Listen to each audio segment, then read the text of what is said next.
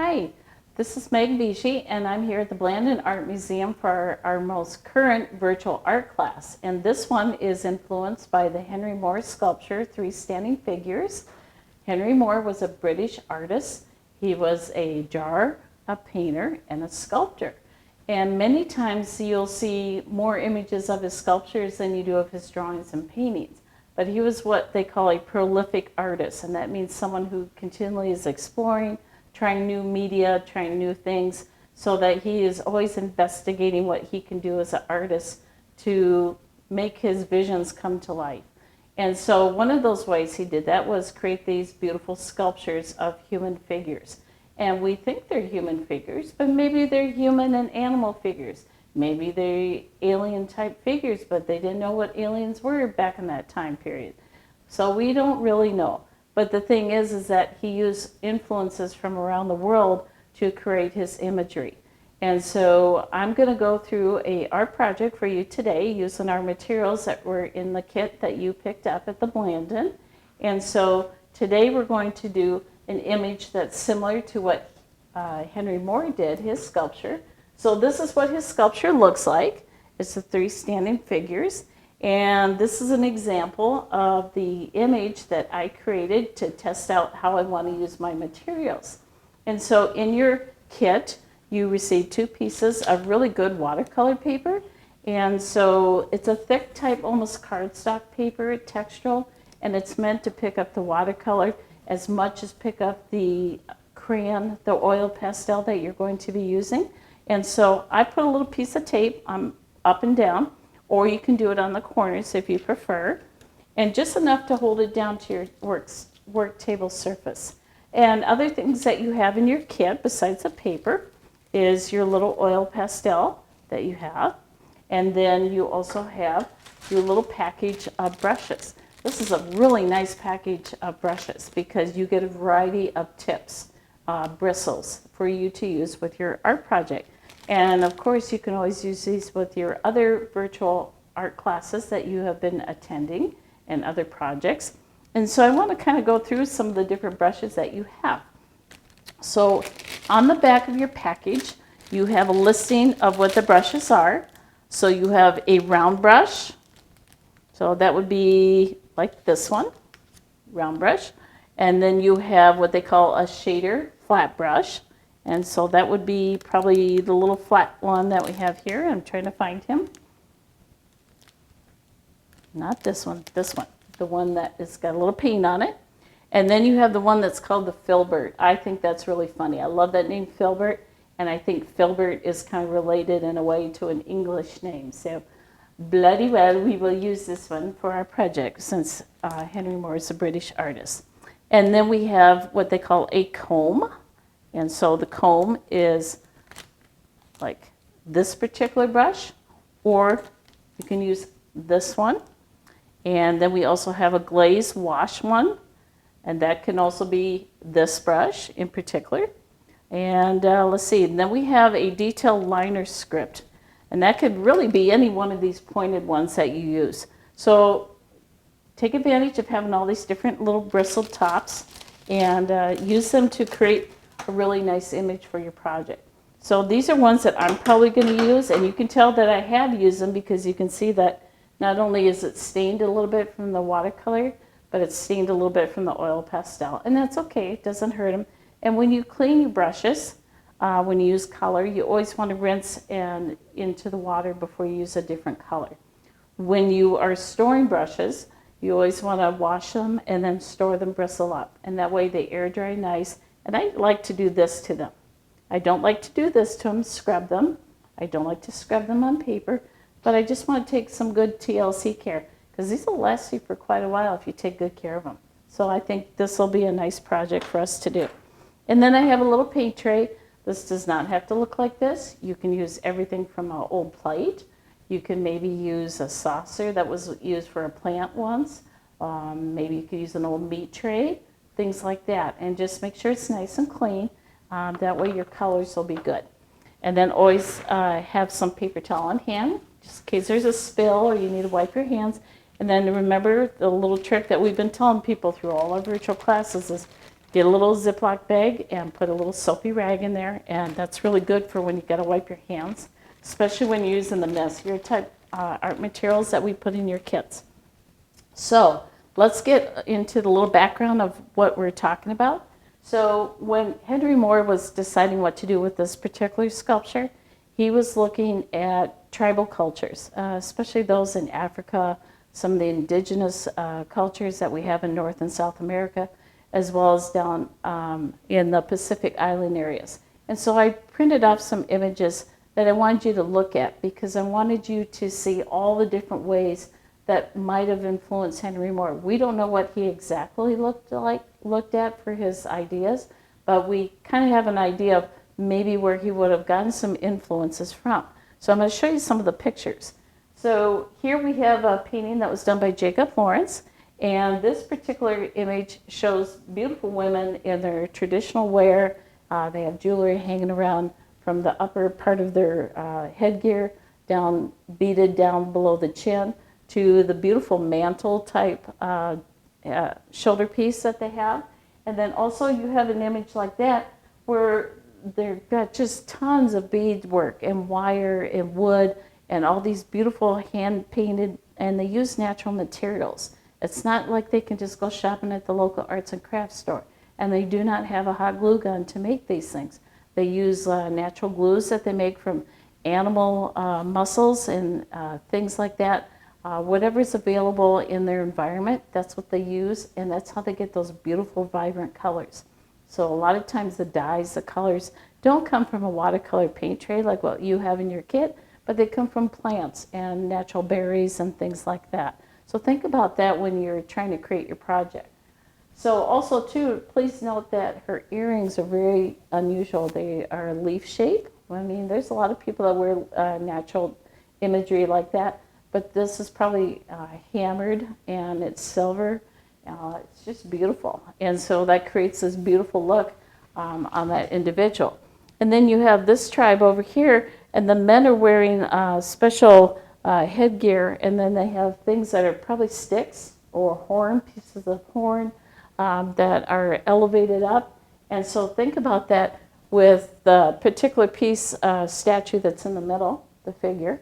And think about how they use feathers and sticks and whatnot. So those can all be influences when you're creating your piece of art. And then also this particular one, I'm so thrilled I found this because this really kind of emulates that middle figure with the horned animal, probably a water buffalo. And look at the beautiful like reeds. Those are all reeds and feathers. And so all of that is something that creates presence. And they wear these for not only cultural influence, but they wear them for ceremonial, religious, or special occasions within their culture, their tribes. And so here's the Maori tribe, and so here they have these huge headdresses with these big feathers and horns, and really something.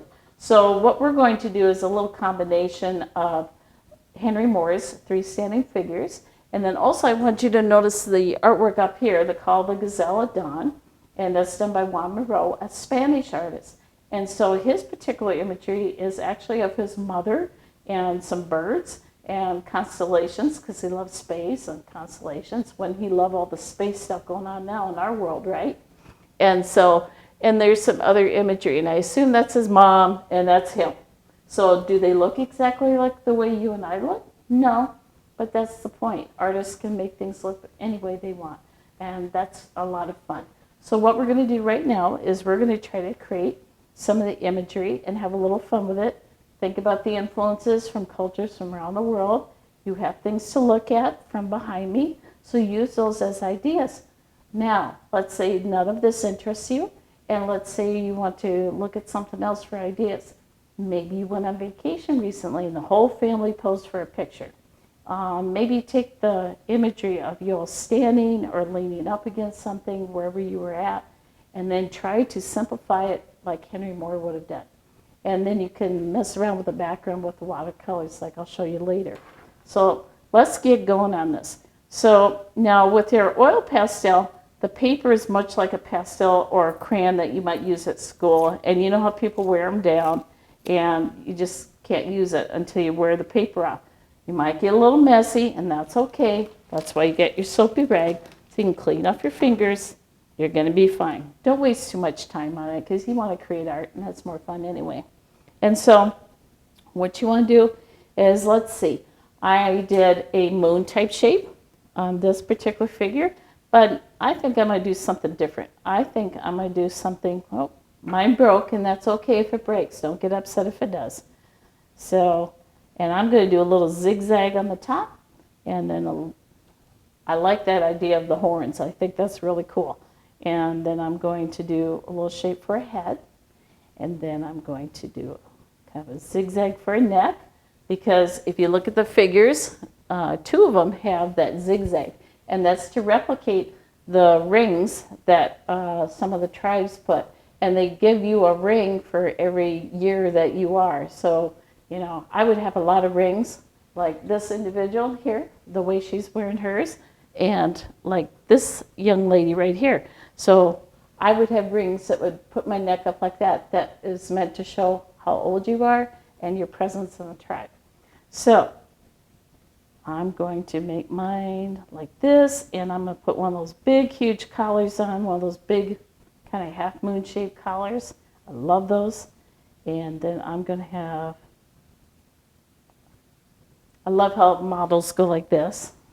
I'm going to do that. So I'm trying to build my figures slowly, and I'm trying to think about the way that Henry Moore would have done it. He wanted to simplify the human figure, excuse me, and then he wanted to play with the idea of the human figure being a positive space, and then how it worked with the space around it, which is the negative space. And so those are some art terms that you're going to want to learn, because you will be learning them all through school, and your art teachers will be telling you how to use those to your advantage when you're creating your artwork. And so I'm going to finish up here, draw my first one. And let's see, I'm going to put a big oval here, and I'm going to put a big triangle here, and I'm going to put a big oval there. So there we go. So that's my first figure. Now, in this particular one that I did the bird shape that is in the Moreau right here. But I think I'm going to try doing this one here. I'm not quite sure what that's supposed to be. Maybe a giraffe? I don't know. But I'm going to see if I can add that into mine. So I'm going to look at that. And I'm going to add that into my image. I'm going to bring it all the way down. And I'm going to make it big, like that. And then I'm going to add those little elements.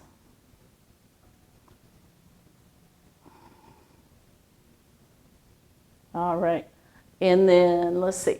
Now you notice on this particular figure that I'm drawing that there's little fine lines up on the top and at the bottom. So I would want to use the edge of my little oil pastel, or you can use the very fine point little brushes. Maybe not this one, maybe this one would be a better choice.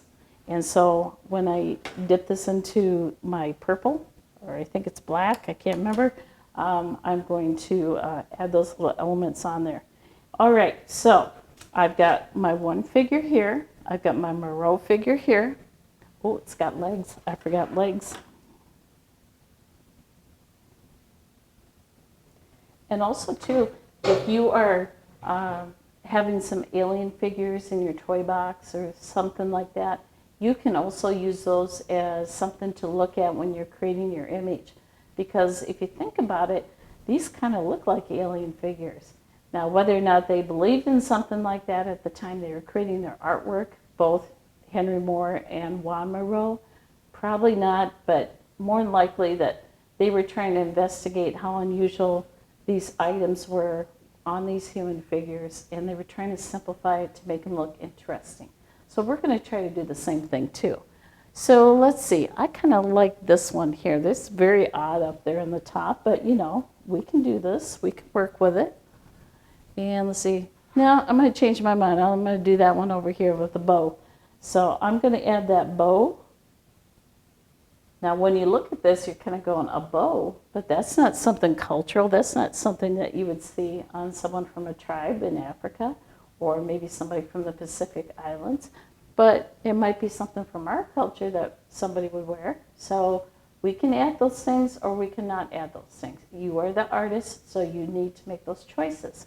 And let's see, there's some cool little zigzag going on the top. That's not even on the top of the head yet. And let's see, and then there's like this big kind of flat kind of oval. And then there's this weird kind of shape like this. So I'm going to turn it around so you can see what I'm doing. I'm trying to duplicate that particular figure on the Henry Moore 3 standing figures. And let's see, I like those eyes, but I think I'm going to make them this way. Just because I can. And don't worry if you spread some oil pastel, smear it with your fingers. You're going to be painting over it. It's going to be fine. So it's okay to have those little things on there.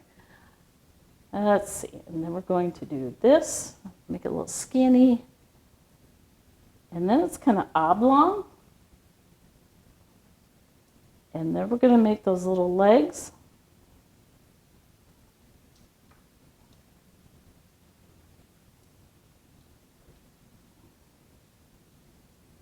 Okay, so now I have my 2 figures from Henry Moore on either side and my Juan Moreau piece figure in the middle. So now the trick is to coloring on the inside. Do I want to fill it all in? You can, but do you need to? No, because it's really fun to add the watercolor in between all these areas that you did not add the thick black.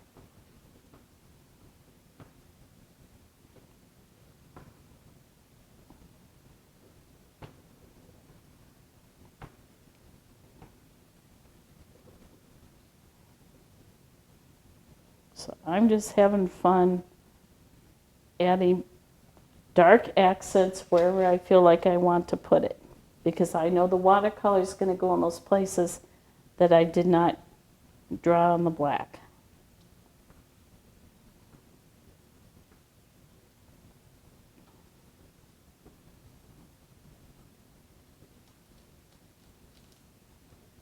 Now, if you ever go to England someday, you want to go to Herefordshire, and that's a little bit, let's see, north of London, and there is a Henry Moore sculpture park, and it's just fascinating. It's got huge, huge sculptures, very giant sculptures, bigger than anything that we have around here, and it would be really cool for you to go see that and know that you learned about him and you know what he was looking at for ideas. There's something to think about when it's safe to travel, and we can travel there and look at fine art.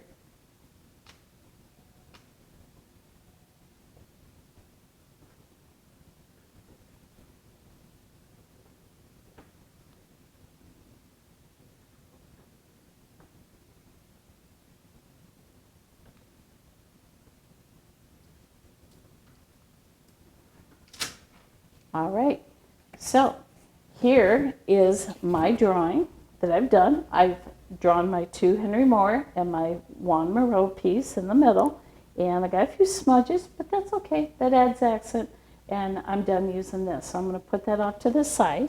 I'm going to take my soapy rag real quick.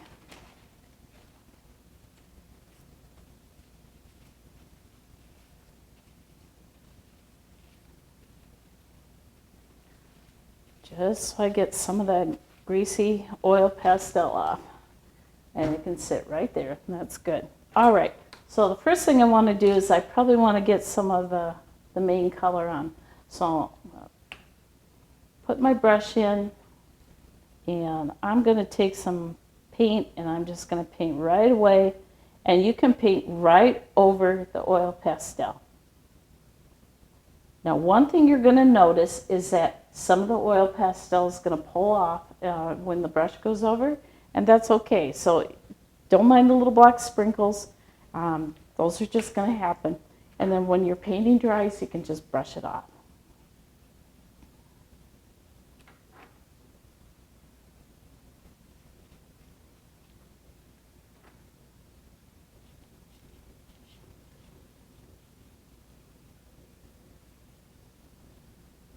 Now what I like too is that when you are painting over the oil pastel, it kind of has a little reaction with the brush and the paint, and sometimes it creates a little smudgy kind of painted color, and that's not too bad. So when it dries, you'll see some neat effects.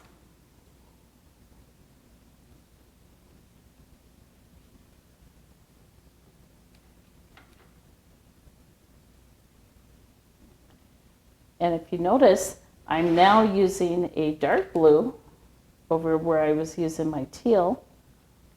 Just put a little effect on there and to have a little fun. It's okay to blend colors. It's okay to use different ones next to each other. And notice that I'm rinsing my brush before I just switch to a different color.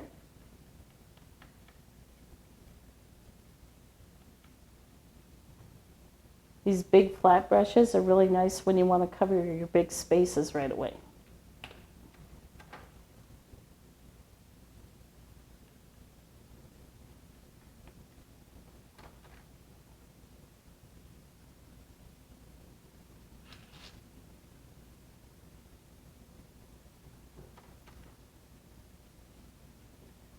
Now also too, if you don't dip your brush into the water and you go straight into your paint, that's kind of like a dry on dry technique is what they call it.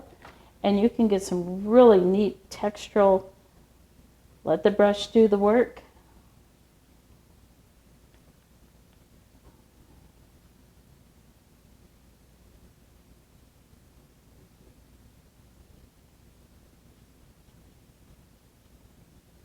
So it creates, this is soft, this is the wet on wet. I keep holding it out to the side. So here's the soft, wet on wet, and then this is the more dry on dry. So this is when I just went directly into the paint with a brush and then did it dry on the paper. This is when I dipped the brush in the water and then added a little water to the paint to get that softer tone.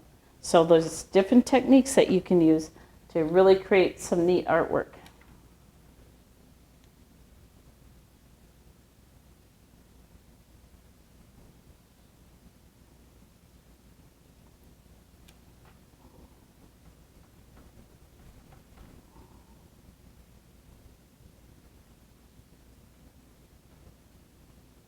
Am I worried about where I'm putting certain colors? Absolutely not. Henry Moore didn't worry about such detailed things, and Juan Moreau didn't either. In fact, that kind of painting is called atmospheric painting, and I think it's kind of cool. So by using the combination of the atmospheric painting of Juan Moreau and some of his imagery and the statue human figure that Henry Moore did, with the oil pastel, you are combining two artist looks into one, and it's coming into a pretty cool little piece of art. I'm pretty happy with it.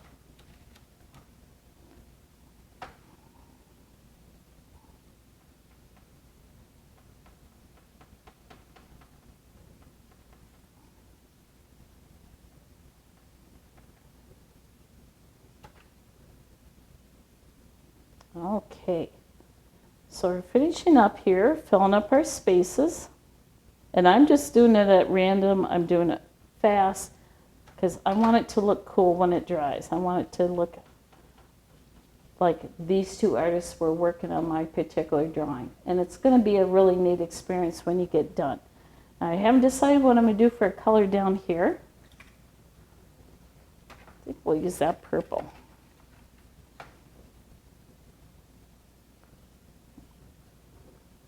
And the purple's still looking like the stone kind of color that we created earlier, no matter how many times I clean my brush. So you might have that issue, and if it does that, maybe not use so much water and do that dry on dry technique I talked about earlier.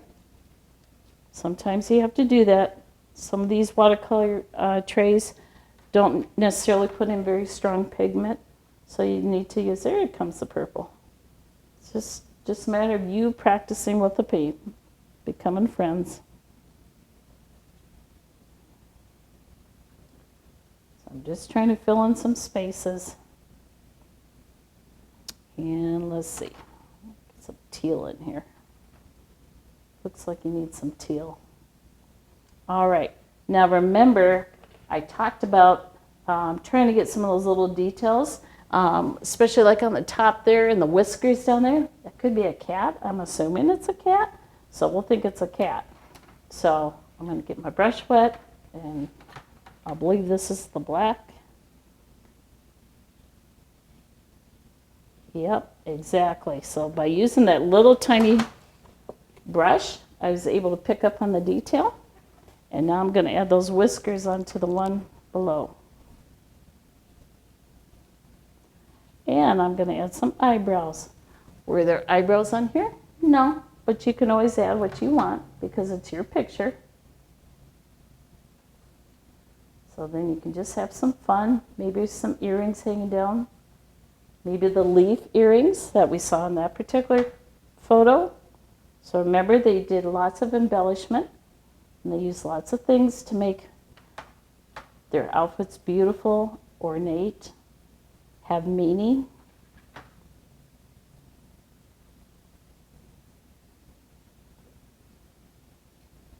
All right, I think I'm done with my piece.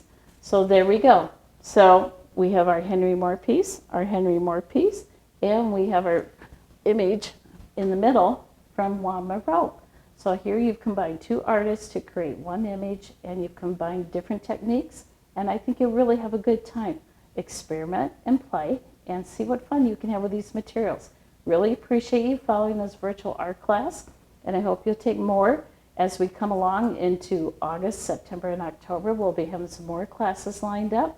We also have some in-person classes, so please register www.blanda.org and check our Facebook page for any posts about classes upcoming, our YouTube channel, and our website. It's just everywhere. We're everywhere. So check us out, and we'd love to see you at the Blandon, and come on to the Blandon to check out this sculpture that's on display. Thank you for watching.